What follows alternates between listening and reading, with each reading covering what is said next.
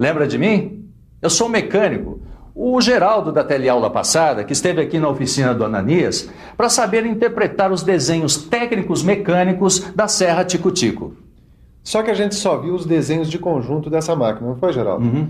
Para completar o nosso conhecimento e tirar todas as rebarbas, a gente precisa saber interpretar as representações de cada uma das partes que compõem a Serra Tico-Tico. Ou, como se diz em mecânica, é preciso saber ler e interpretar os desenhos dos seus componentes. É por isso que nessa teleaula você vai estudar esses 3 componentes da serra: a base, o mancal e a polia.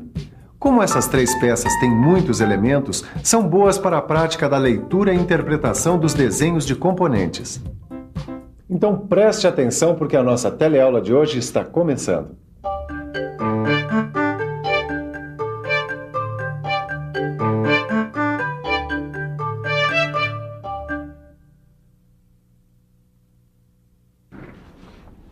Bem, Angela, acho que com esses desenhos aqui que eu fiz, já dá pra gente analisar todos os detalhes dos 3 componentes da Serra Tico-Tico.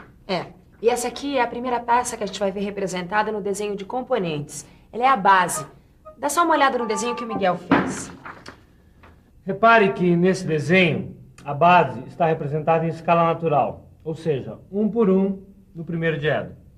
E veja que o material para execução da base é o aço ABNT 1020-1030, com 100 milímetros de diâmetro e 8 milímetros de altura. Agora vamos analisar o desenho da base. A primeira coisa para perceber é que as 2 vistas representadas no desenho da base são a vista frontal e a vista superior. A vista superior está representada em corte. Nela, o corte aplicado foi o corte em desvio. Bom, Caio, como nós já sabemos em qual proporção foi representada a base e quais as características dos materiais que serão utilizados para a sua fabricação, eu acho que com as 2 vistas que representam a peça, a gente pode colocar a mão na massa. Tem razão, Tito. Já podemos partir para a interpretação dos vários elementos da base dessa Serra Tico-Tico. É bom a gente começar logo, que eu preciso devolver esses desenhos amanhã cedo pro Silva. Bom, dá uma olhada aqui, ó. Analisando a vista superior, dá para perceber que a base tem 7 furos. E comparando com as informações da vista frontal, fica bem claro que se trata de furos passantes escariados. Por causa desses escariados, a cabeça do parafuso fica nivelada com a peça. As medidas básicas da peça são diâmetro de 98 milímetros e altura de 6 milímetros. O diâmetro dos furos escariados C é 6 milímetros e 4/10 de milímetro. E o diâmetro dos furos escariados D é de 4 milímetros e 8/10 de milímetros. Dá uma olhada aqui, ó. O diâmetro desse furo escariado D está exatamente com 6 milímetros e 4/10 de milímetros. Exatamente como está no desenho. Antes que você resolva fazer o controle de qualidade na minha Tico-Tico, vem cá, Ananias. Me explica uma coisa que eu não estou entendendo direito aqui na vista frontal. Fala, Geraldo, o que é que você não está entendendo? Eu não estou entendendo o que é isto aqui. Olha, esse é o tamanho dos escariados dos furos C, que é de 11 milímetros e 90 graus. E como é que você sabe que são os furos C? É que esses furos estão com os escariados para baixo. Eles não são visíveis na vista superior, portanto, são representados por essas linhas tracejadas. Ah, acho que entendi. Quer dizer que o tamanho dos escariados dos furos D é 9 milímetros e 90 graus. Bom, Miguel, eu acho que o pessoal já está conseguindo ler direitinho o tamanho dos escariados nos 2 furos diferentes, né? E olha que não é tão simples assim. A gente podia aproveitar e mostrar as cotas de localização destes furos. O Miguel tem razão, olha. Tão importante quanto saber interpretar as medidas de um elemento é conseguir entender direitinho onde ele se localiza na peça. Então vamos lá. Bom, no caso da base da Serra Tico-Tico, as cotas de localização dos furos C em relação ao centro da peça são 37 milímetros e 5/10 de milímetro, 17 milímetros e 5/10 de milímetro, 22 milímetros e 14 milímetros. E as cotas de localização dos furos D são 81 milímetros e 120 graus. Bom, além dos furos, um outro elemento importante da base é o chanfro. Olha, aqui na vista superior, a gente encontra as cotas de tamanho do chanfro, que são 2 milímetros e 45 graus. E se você prestar atenção em todo esse desenho para execução da base, você vai ficar sabendo que as superfícies da peça devem ter classe de rugosidade N8. E vai ficar sabendo também que o afastamento geral das cotas é mais ou menos 1/10 de milímetro. Bom, pelo menos 1/3 dos estudos de hoje nós já completamos, né? Completando a leitura do desenho da base. Só que eu tô achando que a leitura do próximo componente vai ser um pouco mais complicada, hein, Tito? Bom, deixa eu ver aqui. Você tem razão, Falando? né? Aqui está o desenho da execução do mancal. Bom, mas eu acho melhor a gente começar com o que é mais fácil pra gente. Claro. Ó, por exemplo, aqui em cima está dizendo que o mancal é a peça número 5 do conjunto. Aqui na legenda dá pra saber que o mancal está representado na escala natural, 1 por 1, diferente do desenho anterior, que vinha representado na escala de redução. Ó, outra diferença, Caio, é que o mancal não vem representado em apenas 2 vistas. Ó, dá uma olhada, aqui tem 3 vistas, tá? A vista frontal, a vista superior e a vista lateral esquerda. Repare que a vista frontal está representada em corte parcial. Essa área indicada aqui pelas achuras e por essa linha irregular. O corte parcial foi feito para mostrar esses 2 furos roscados não passantes. Ô Ananias, esta vista também tem achuras.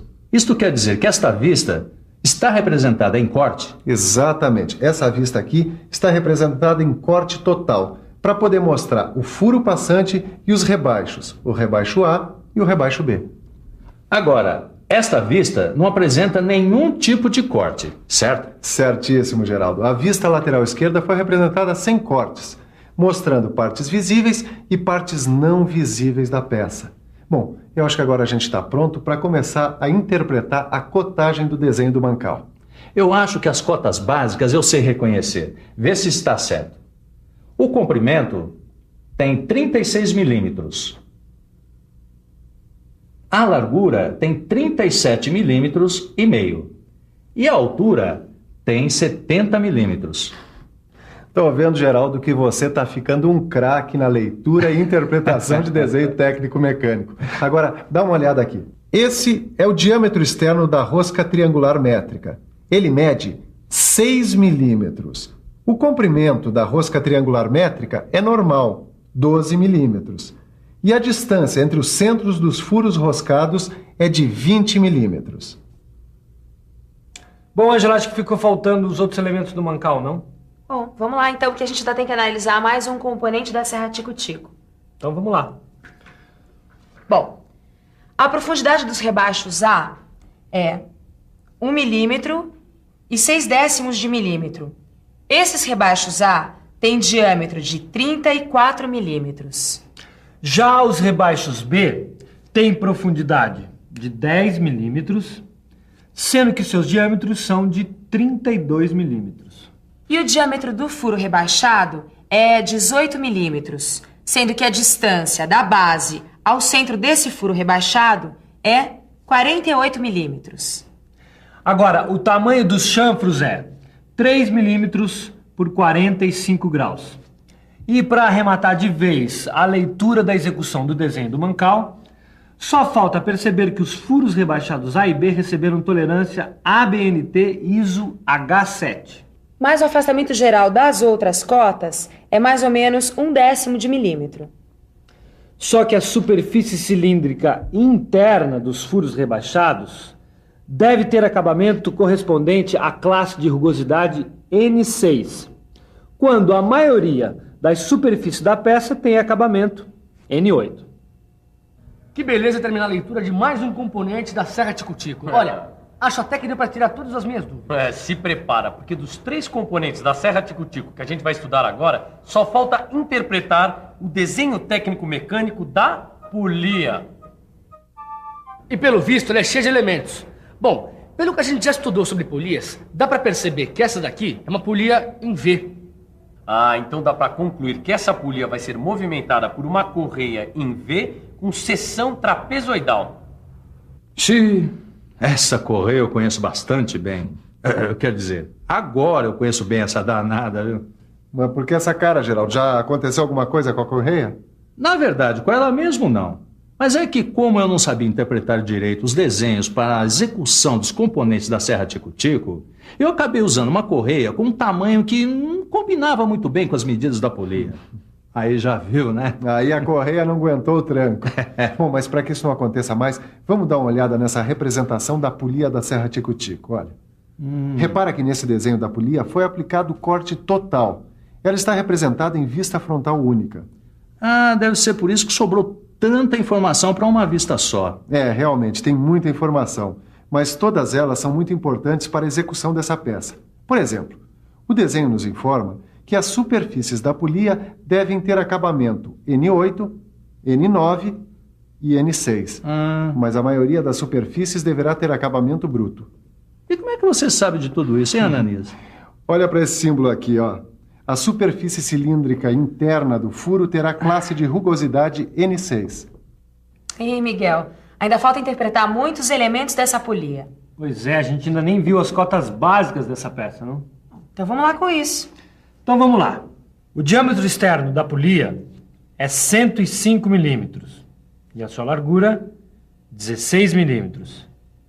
Mas repare que a parte do cubo não está incluída na largura da polia. O diâmetro do canal da polia é 79 milímetros. E a medida da largura maior do canal é 13 milímetros. E o seu ângulo é 34 graus. Agora, a espessura do disco é 8 milímetros. E o diâmetro maior, 76 milímetros. Na parte em corte, o disco está achurado, olha só. Pois trata-se de uma parte maciça atingida por corte. E agora tá faltando pouco para terminar nosso estudo. Pouco é muito pro tiquinho de nada que falta. Mais uns 3 ou 4 elementos e a gente já termina a leitura do desenho da polia. Bom, então vamos logo, né? Se esse aqui é o cubo, o seu comprimento é de 34 milímetros. E o seu diâmetro mede 25 milímetros. Bom, falta ver agora as cotas relacionadas a este elemento A aqui, ó. Seu tamanho é 3 milímetros e 16 milímetros. O seu raio de arredondamento mede 2 milímetros. O diâmetro do furo da polia está aqui desse outro lado, ó, tá vendo? Ele mede 11 milímetros e sua tolerância ABNT ISO é H7. Bom, e agora para terminar, só falta ver que o furo roscado tem uma rosca triangular métrica normal com 6 milímetros de diâmetro externo. E sua cota de localização é 6 milímetros. Que maravilha terminar o estudo, hein, Tico? Só que para acabar mesmo, só dando uma boa revisada em tudo que a gente viu hoje. E atenção, se liga aí, que é a hora da revisão. Na teleaula de hoje, você praticou a leitura dos desenhos de componentes de 3 importantes peças da serra tico-tico. Interpretou os elementos da base, do mancal e da polia. Agora, graças ao Ananias, eu sei interpretar os desenhos da minha tico-tico. Acho que não vou ter mais trabalhos com ela lá na minha oficina. E para que você não tenha nenhum tipo de problema ou dúvida nessa matéria, pegue seu livro de estudos e dê uma boa olhada nos exercícios. Agora, não demore muito, porque na nossa próxima teleaula a gente vai ter mais leitura e interpretação de desenho técnico mecânico. Tchau, pessoal. Até a próxima.